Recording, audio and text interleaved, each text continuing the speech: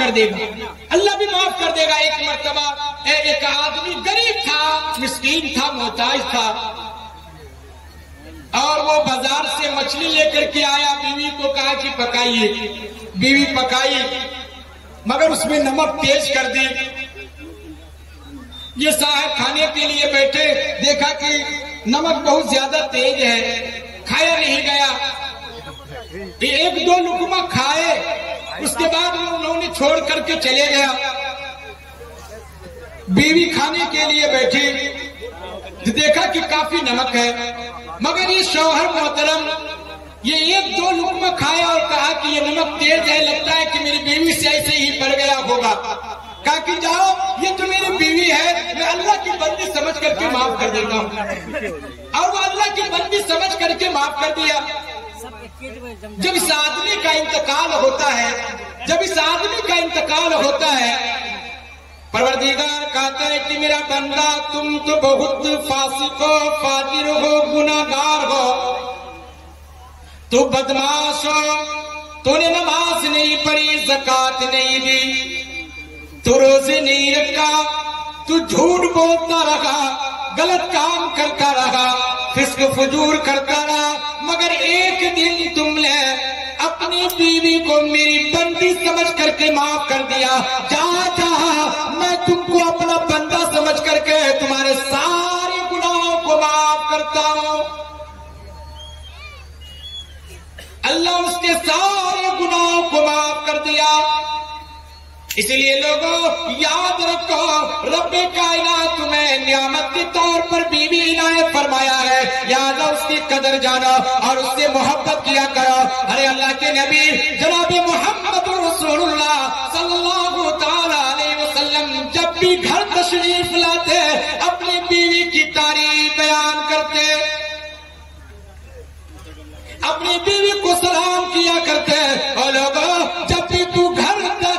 داخل ہو اور جب بھی تو آنگن میں داخل ہو، جب بھی تو گھر کے اندر داخل ہو اور جب بھی تو گھر کے اندر آؤ، تو اپنی بیوی کو سب سے پہلے سلام کیا کر۔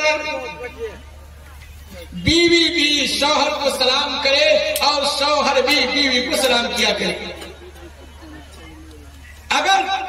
بیوی بھی شوہر کو سلام کرے اور شوہر بھی بیوی کو سلام کرے، یقیناً اس گھر کے اندر برکتی ہوگی اور اس گھر کے اندر خوشحالی ہی خوشحالی آئے گی۔ آپ کے بچے بھی سلام کریں گے اور پورے علاقے کے لوگ بھی سلام کریں گے، پورے اینگن کے لوگ سلام کریں گے۔ بتائیے کہ گھر کے اندر دین زندہ ہوگا کہ نہیں ہوگا؟ اس لیے فرمایا کہ تو شادی سے پہلے اپنے بیوی کے حقوق کو جانو اور پھر اولاد کے حقوق کو جانو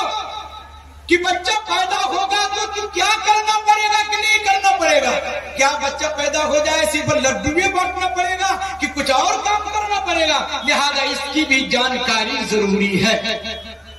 ان کی بھی جانکاری ضروری ہے۔ بھائی سنیں گے؟ بھائی کون کون سنے گا؟ ہاتھ اٹھائیں دیکھیں۔ میرے بھائی اور میرے بزرگوں، اللہ کے نبی صلی اللہ علیہ وسلم نے ارشاد فرمایا، من تمسک بسنتی عند فساد امتی فلہ اجر 100 شہید۔ مدنی کریم جناب محمد رسول اللہ صلی اللہ تعالی علیہ وسلم نے ارشاد فرمایا، اور لوگوں گئے گزرے دور میں جب فسق و فجور عام ہو جائے، بدعات عام ہو جائے، غلط کام کرنا عام ہو جائے، ایسے وقت میں اگر کوئی ایک سنت کو زندہ کرے گا 100 شہید کے برابر ثواب ملے گا۔ مدنی کریم صلی اللہ تعالی علیہ وسلم نے ارشاد فرمایا، اور لوگوں جب تیرے گھر میں بچہ پیدا ہو جائے، یاد تم سب سے پہلے اس بچے کو نہلا کر دھلا کر ایک کان میں آذان کا، دوسرے کان میں تکبیر کا، ایک کان میں آذان دوسرے کان میں تکبیر۔ کیونکہ بچہ پیدا ہو گیا، تکبیر اذان بھی دے دو، تکبیر بھی کہہ دو، کیونکہ مرنے کے بعد جب اس کی جنازے کی نماز پڑھائی جائے گی، نہ اس جنازے میں اذان ہوگی نہ تکبیر ہوگی، اسی لیے پیدا ہوتے ہی اس کے کان میں اذان دے دیا کرو اور اس کے کان میں تکبیر کہہ دیا کرو، تاکہ بچے کو بھی پتا چل جائے کہ ارے میرے لیے اذان بھی ہو چکی ہے اور میرے لیے تکبیر بھی ہو چکی ہے، اب صرف جنازے کی نماز باقی ہے۔ یہ سنت چھوٹ گیا، یہ چیز یاد نہیں۔ اذان دینے میں ہاسپٹلوں میں مجھے شرم آتی ہے، مجھے غیرت آتی ہے، مجھے حیا آتی ہے کہ ہم اتنے لوگوں کے بیچ میں اذان کیسے دیں گے، ہم اتنے لوگوں کے بیچ میں تکبیر کیسے کہیں گے، یہاں تو بہت سارے لوگ ہیں میرے بھائیوں، وہاں تو شرم محسوس ہو رہی ہے اور وہاں پہ تو غیرت آ رہی ہے، مگر یہ پتہ نہیں چلتا ہے۔ ارے جبکہ ایک ہی جگہ میں بیٹھ کر ماں بھی فلم دیکھ رہی ہے، بیٹی بھی فلم دیکھ رہی ہے، بیٹا بھی فلم دیکھ رہا ہے اور شوہر بھی فلم دیکھ رہا ہے، اور اس فلم کے اندر کوئی لڑکی ڈانس بھی کر رہی ہے، کوئی لڑکا ڈانس بھی کر رہا ہے اور کوئی غلط بیانی بھی کر رہا ہے اور غلط تصویر بھی دکھائی دے رہا ہے، لہذا وہاں پہ سارے لوگ موجود ہیں، چچا بھی موجود ہے اور یہ وکسیار لگایا ہوا اور یہ ٹی وی لگائے ہوئے اور وہاں پہ سارے لوگ دیکھ رہا ہے، پورے گھر کے فرد دیکھ رہا ہے، چچا بھی دیکھ رہا ہے اور بھتیجے بھی دیکھ رہا ہے، بہو بھی دیکھ رہی ہے، بیٹی بھی دیکھ رہی ہے، بیٹا بھی دیکھ رہا ہے، بیوی بھی دیکھ رہی ہے، باپ بھی دیکھ رہے ہیں، سارے لوگ اس پردے کے اندر دیکھ رہا ہے اور یہ ساری چیزیں دیکھی جا رہی ہے اور لوگوں سے کہا جا رہا ہے کہ آپ نے یہ وکسیار کیوں دیکھا اور آپ اپنے گھر کے اندر یہ ٹی وی کیوں لگایا، آپ نے یہ فلمیں کیوں چلایا۔ یہ لوگ کہتا ہے کہ نہیں میں تو صرف پرچار کے لیے لگایا ہوں، میں صرف وہ نیوز سننے کے لیے لگایا ہوں، میں خبر سننے کے لیے لگایا ہوں۔ کیا آپ کو معلوم نہیں ہے کہ آپ ایک اگر نیوز سنتے ہیں، اگر آپ ایک خبر سنتے ہیں، لہٰذا اس خبر کے سننے کے اندر نہ معلوم کتنے پرچار آیا کرتا ہے اور کتنی ننگی تصویریں آیا کرتی ہے اور کتنے اس کے اندر بے حیائی اور فحشکاریاں ہوا کرتی ہے، اور یہ سارے کے سارے لوگ ایک جگہ بیٹھ کر کے دیکھتے ہیں۔ کیا اس وقت غیرت نہیں آتی، کیا اس وقت شرم نہیں آتی، کیا اس وقت یہ حیا نہیں ہوتی ہے؟ میرے بھائیوں میرے بزرگوں، اے مسلمانوں، ڈوب مرنے کی بات ہے اور یہ سمجھنے کی بات ہے، لہٰذا یہ افسوس کی بات ہے۔ میرے بھائیوں میرے بزرگوں، یاد رکھیے اللہ کے نبی نے فرمایا کہ جب تیرے گھر کے اندر بچہ پیدا ہو جائے، لہٰذا تم شرم مت کیا کرو، تم ایک کان میں اذان دیا کرو اور ایک کان میں تکبیر کا،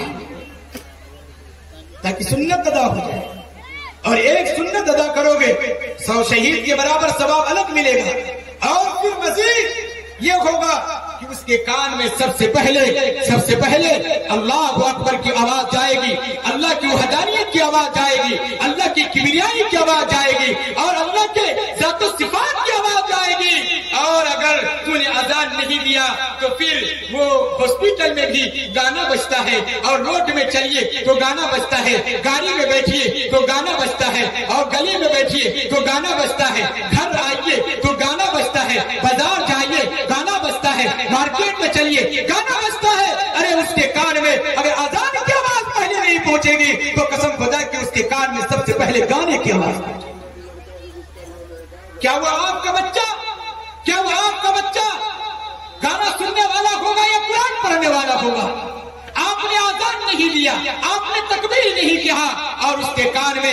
یہ گانے کی آواز گئی، تو پھر وہی بچہ جب کسی موٹر سائیکل لے کر کے نکلتا ہے تو کان میں لیڈ ڈال کر کے وہ گانا سنتا ہے اور کہیں جا کر کے ایکسیڈنٹ ہو جاتا ہے، اللہ حفاظت فرمائے۔ اور وہی بچہ جو فلم دیکھتا ہوا جاتا ہے یا کوئی اور پکچر دیکھتا ہوا جاتا ہے اور جا کر کے کہیں ایکسیڈنٹ ہوتا ہے اور اس کی موت ہو جاتی ہے۔ میرے بھائیوں میرے بزرگوں، یہ کیوں ہوا؟ یہ صرف اس لیے ہوا کہ یہ باپ کی غلطی تھی، یہ باپ کی غلطی تھی کہ باپ نے اس کی صحیح تربیت نہیں کیا، باپ نے اس کی اور صحیح رہنمائی نہیں کیا، جس کی وجہ سے یہ بچے اس کے کان میں تو اگر آواز جانی چاہیے تو قرآن کریم کی آواز جانی چاہیے، حدیث رسول کی آواز جانی چاہیے، نعت پاک کی آواز جانی چاہیے، اور وہاں اس کے کان میں تو اللہ اور اللہ کے نبی کی بات جانی چاہیے، مگر یہ باپ کی کمی کی وجہ سے اور یہ باپ کے یہ نکما پنی کی وجہ سے لہذا اس کے کان میں گانے کی آواز